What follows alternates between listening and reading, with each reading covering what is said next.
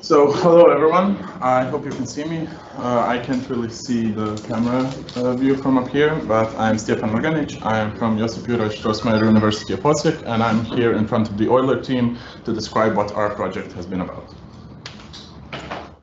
So firstly, who are we? We are 5 students from 5 different countries. As I said, I'm from Osijek, which is in Croatia. We also have students from Taiwan.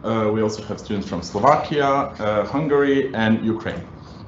And I'm going to give you a short example before we go into more detail about our project. And some of you already know what the short example is. It's Marcos. And for those who haven't met Marcos, until now, who is he? Well, he is a Spanish guy, and he recently moved from Spain to Northern Ireland, right? He would like to report his relocation to the local government officials. That is a very hard process, and he has to go through several steps just to make sure he did everything right. There is a translation and a culture barrier between Marcos and authorities in Northern Ireland, because as you all may have noticed already, Spanish people are very, very difficult when it comes to English language. They know it a little bit and they want to help you, and they do try their best, but sometimes they can fall a bit short. That's where we come in. Marcos discovers our solution. He speaks his issues into the app, and he is able to be given a personalized and friendly experience to solve his current problems. There are many, many legal and bureaucratic obstacles that come to relocating, and our app identifies 23 different steps that are necessary to be taken in order to complete the process successfully. This is just one use case where our app is helpful, but there are also many, many others that we will delineate later. Now, a bit more about us is going to be given to you by Csaba. Hello everyone, I'm Csaba Balog from the University of Debrecen. Let's see what problems do we solve with our project. So it's the SDG goal number 10, so it's reducing inequality within and among countries. So what's our plan for it? Let's see. How do we solve the problem? By developing a way of the digital communication, new way of digital communication, which is accessible to everyone, not only for the smart guys, but for the rest of us who cannot access the internet easily. So like the visually impaired people and the elderly as well. So who pays for this service? First of the governments and the private companies who want to implement our service and who want to buy the usage data. Yes, and who are the beneficiaries? So everyone, that would be the goal, but of course our main targets are the less tax-savvy citizens and high focus on the visually impaired members of the community and the elderly generation. Yes, and our business model will be introduced by Peter. Hi, I'm Peter Zador from the University of Debrecen, and I'd like to talk about a bit of our business model. Well, firstly, we will provide a business to government service, but we also plan to extend that later to business to business later when the whole thing starts rolling. What we offer is a service, and we work in a subscription model, and we have different packages. We have starter, standard, and a plus one. Each has different benefits and obviously a different cost. And we also offer and sell or show statistics about the usage of our users. We are not the only ones who are doing this. We have some competition. I'm pretty sure you might not have heard either of those. Louis is a really smart, small company, and that offers a voice assistance service, and they are specifically targeted for the visually challenged. However, it's a really small team and they have a limited app selection. On the other hand, there's Zapier, which is a huge business, and it just focuses on business automation, and it has no extra thought for the visually impaired. How we are going to be different from them?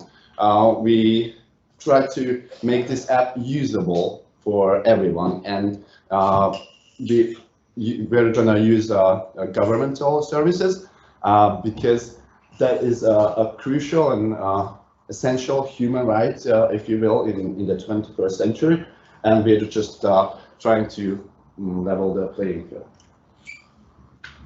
And how are we going to reach the users? That's a great question. Well, for example, Marcus can see an advertisement on a website. That's fine. But we also mentioned that we focus on the visually challenged. How are we going to get to them? Well, we're going to partner up with visual rehabilitation services, and we are also going to go to events specifically for these challenged people. How much money do we need? Well, we just put the lowest amount there, 15,000. I know it sounds cheap, but sadly that refers to only a month. So our operation cost is like 200,000 in a year. And that includes everything from establishment, the cost of operation, and marketing, and other miscellaneous expenses. We plan to be sustainable by the end of the first year. Hopefully, that will become a reality. But we need to kickstart this project, and where do we get money for that? Obviously, we will have bank loans. We have various private investors in mind who try to help humanity to give back. We are talking about patrons, and we will also apply for the European Social Fund, and that program tries to help reduce the inequalities in Europe. And here's our prototype. Yeah, and to finish the presentation, we still have some more time. I think actions speak louder than words. So if we're going to make this presentation available for everyone, and you can click on our interactive demo and try the first prototype, the first final version of the prototype. There have been several iterations on your own. I'm going to go through some of the features right now so you can see how it works. In this demo, we're going to have a different use case. Let's imagine that our user, let's name her Sophia, wants to find a new doctor. And she has already connected with our app and downloaded it and installed it on her phone. We will have special APIs that will plug into government services and available health records that will help us display data. So once she signs in and puts in some of her credentials or phone number, she will be given a security code to verify her identity. This will also be adjusted for the visually impaired by allowing for a hardware button to be pressed and everything on screen to be said out loud. And we will also implement our neural engine that will do voice to speech and speech back to text and the required fields that need to be filled out. So after the sign-in, there will be different options which will be modular and customizable, so we can expand and contract our services as needed. But let's say someone just wants to use the voice interactions. They would click on the microphone and say what they need. For example, if they wanted doctors, they would say, hey, can you look up doctors in my area? A software would go through our database and find some of the best relevant matches. Let's say we want to contact a virologist because of the COVID pandemic, and we just click on the profile and we have some basic information about how long has he been working, what are his ratings, what's his working time, and booking an appointment if that is necessary. We can plug in all different kinds of services, not just doctors. Everything that a person would need to live their life to the fullest can be included by the modularity of our app. So I think that's our time for today. Thank you. And do you have any questions? We're open for them right now.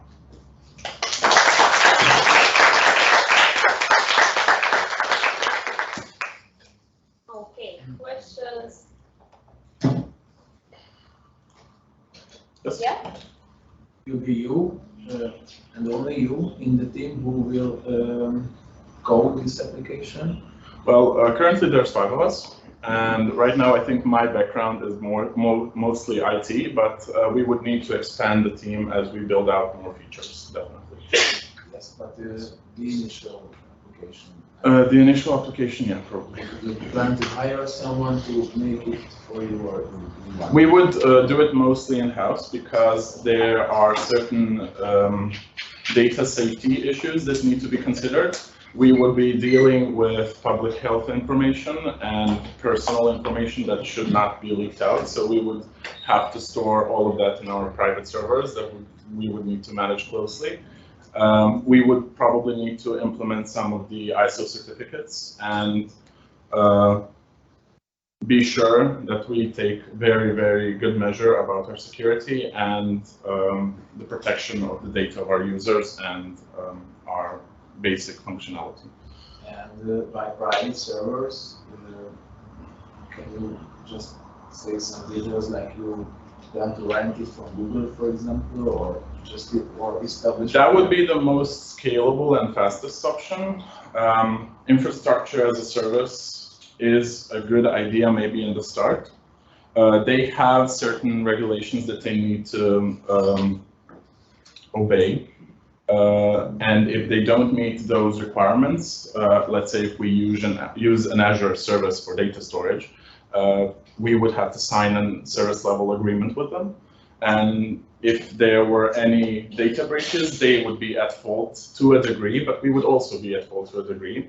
So eventually, it would be the best to self-host and own all of our hardware, but that might not be sustainable during the first rapid development months of the project. Yeah, I'm asking because 15,000 euros is a bit low. Yeah. And establishing the infrastructure would cost more, yeah. Doing the application. For the first year, let's say we would host it at a service provider, an infrastructure service provider, but later it would be very, very good if we could transfer all the data to our own hardware. Yeah, it is just like a small mention for 15,000 euro. I wouldn't go to bank loans at all. Like that, you can collect easily from a family, from the smallest. Keep in mind that's per month. Per month. Per month. Oh, yeah, that's not. That's not an issue. That was my. It's a bit of marketing. Okay, any other questions? Yes. You can go first. Thank you. Question, so Euler is like a digital assistant kind of app, right? It would be, yes. It would compete with the likes of Alexa, Google, and such services. That was my question then. Can you compare what are the pros and cons, what's the competitive advantage in terms of these readily available solutions such as Siri, such as Cortana? Well, okay. Euler goes in details of a website. So with Alexa, you cannot do that. You cannot say, Alexa, do my taxes or something like that. Alexa won't do it, and I think in the future they will not do it because it should be go in details for every country, and every country has a different way of doing it. So it has to be an agreement with each of the countries. Maybe in the future they can buy our product. That can be a goal. Yes, that's basically the answer. They are very general assistants. So they can maybe book you a hair appointment, and that's like cutting edge stuff.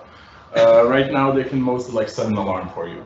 And we would provide much more functionality and very detailed functionality that couldn't be implemented into a public public assistants such as Google. Sounds awesome. And then one more question. Given that you focus a lot on the social inclusion, in the sense that you would like to make your solution available for people with disability, especially visually impaired.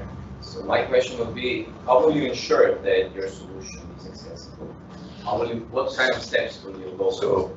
So our plan is to hire people with disabilities, like visual impairment people, so they can contribute in the testing part as well. So it will be developed with them in a cooperative way, and also providing them job for that. So that's our future plan, I think. Yep.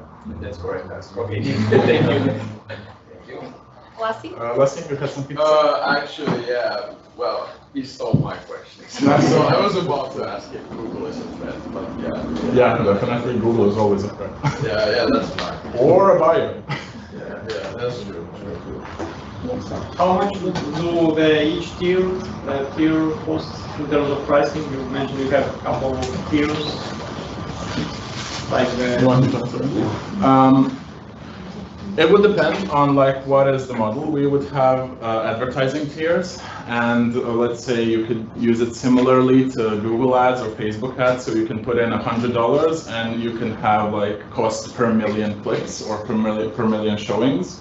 I don't know at the top of my head what those numbers would be. We would adjust it to be current to the market. And the government analysis data, that would be a different topic. I'm not really sure about that because that would probably have to be, it wouldn't be like a per user subscription, it would be like a per country subscription that would like be paid out from regional or city funds. So that would be that would have to probably be negotiated on a region per region basis. Any other questions online? No? Okay, thank you very much.